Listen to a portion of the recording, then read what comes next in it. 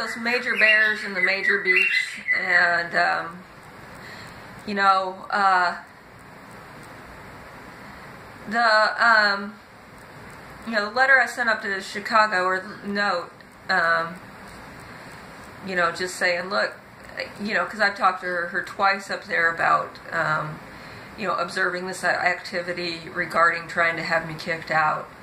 And I just wanted to let her know this is happening again. And these are some of the specifics. I don't think I'm going to be kicked out, but I think people are trying very hard to accomplish it. And I'm worried about what they will do when they don't accomplish that. And I mentioned specifically that it appears that people are paying an extra fee under the table to move in or remain here, and why I felt that that was happening.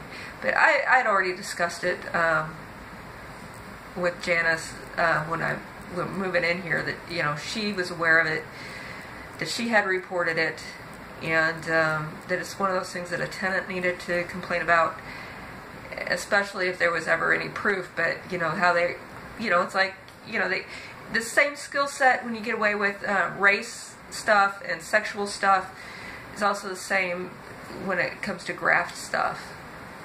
And so we talked about, you know, this individual, you know, she's got a permanent job here, and she's going to work here until the light goes out of her eyes, basically. But you know, it may not have to be that way in terms of how bad it can be. It's just that there is a tendency in the genetics around here for people to get rather attached to a misdeed, and it just, you know, it's just something that they do not process, and it's just, you know, get money, spend it, or it's sexual or monetary usually. It's a little bit hard to describe. I worked through it with Danny and his leaving pornography out where the general public could see it, especially children. And I could possibly work through this with this girl in the office. You know, I was, when Mikey was a little kid, I was trying to work through it with Nathan that we should play with him when Mikey came in and pissed on us. Okay, there are limits. There's limits to this. I'm sorry that I cannot go. There are people I cannot help, and that I believe also applies to the Tara Todd situation. You know, there's going to be funding cuts in HUD, but there's also going to be a permanent need for public housing. There's going to be a permanent need for workers who possibly can't work full weeks, but can work half weeks.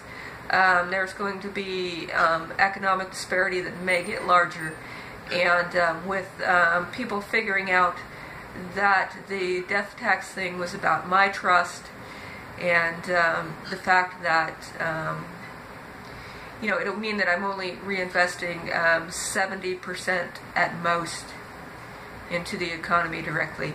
Then that 10% of profits would be well served to house service workers.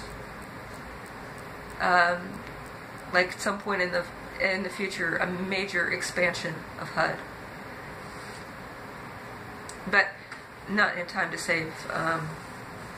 You know, I mean, Sherry just walked by, sprayed me, walked really close to my window, and just looked in while I was saying this.